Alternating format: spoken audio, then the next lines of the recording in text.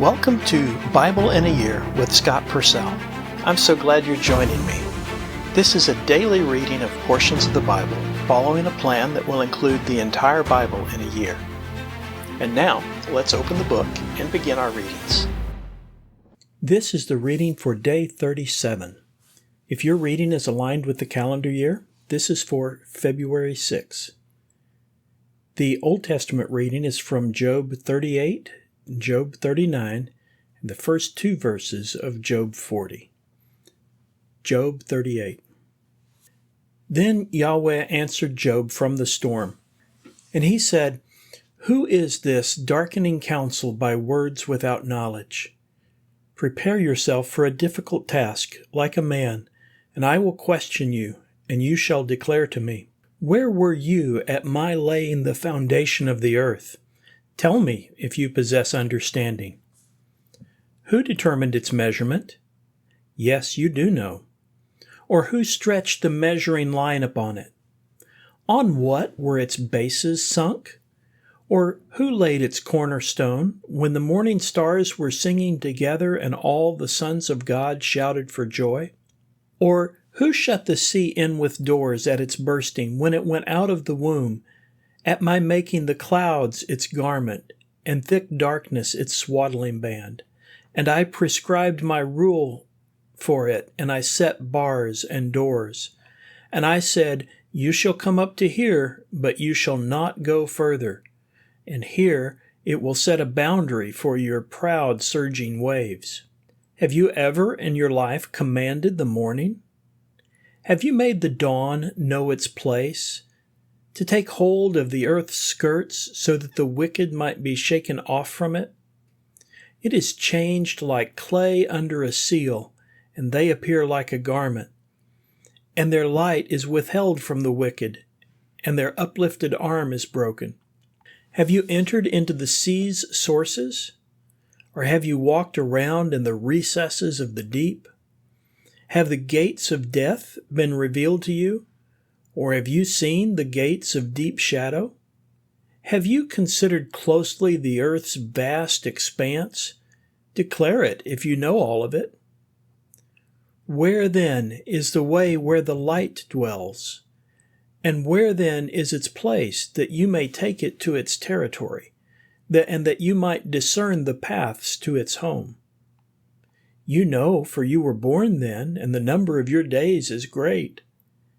Have you entered into the storehouses of the snow? Or have you seen the storehouses of the hail which I have reserved for the time of trouble, for the day of battle and war? Where then is the way where the light is distributed, where he scatters the east wind upon the earth? Who has cut open a channel for the torrents and a way for the thunderbolts, to bring rain on a land where no one lives, a desert where no humans live, to satisfy desert and wasteland, and to cause the ground to put forth the rising of grass? Is there a father for the rain, or who fathered the drops of dew? From whose womb did the ice come forth, and who fathered the frost of heaven?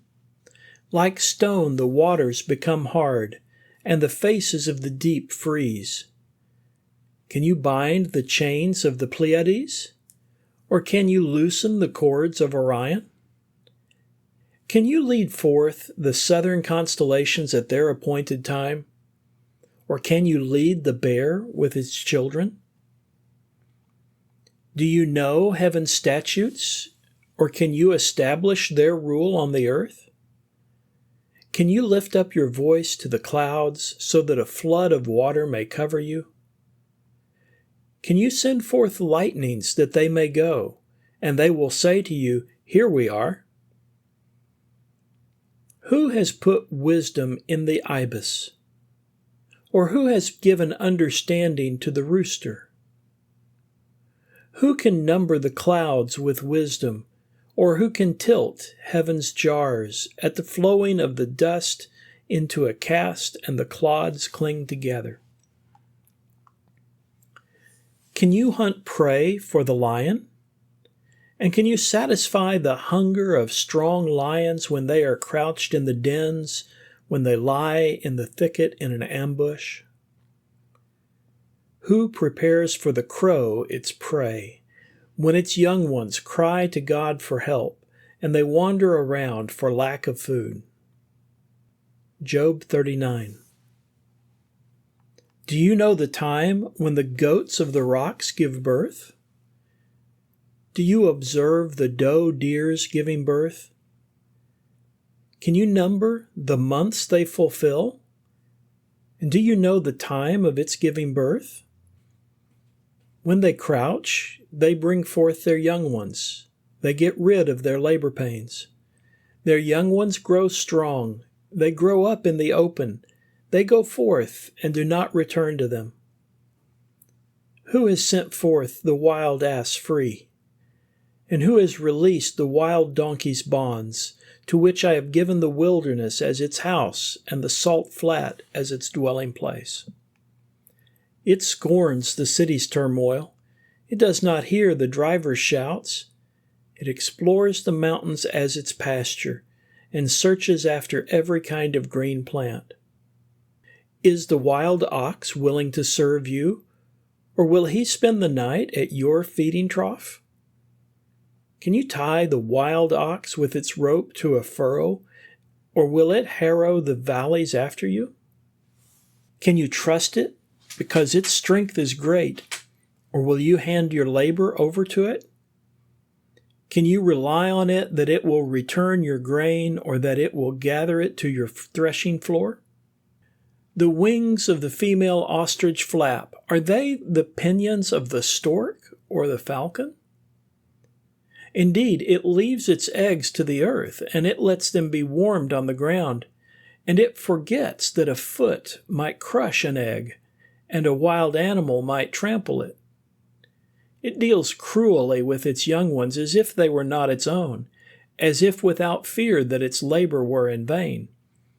Because God made it forget wisdom, and He did not give it a share in understanding. When it spreads its wings aloft, it laughs at the horse and its rider. Do you give power to the horse? Do you clothe its neck with a mane? Do you make it leap like the locust? The majesty of its snorting is terrifying. They paw in the valley, and it exults with strength. It goes out to meet the battle. It laughs at danger and is not dismayed, and it does not turn back from before the sword. Upon it the quiver rattles, along with the flash of the spear and the short sword. With roar and rage it races over the ground, and it cannot stand still at the sound of the horn. Whenever a horn sounds, it says, "Aha!" and it smells the battle from a distance, the thunder of the commanders and the war cry.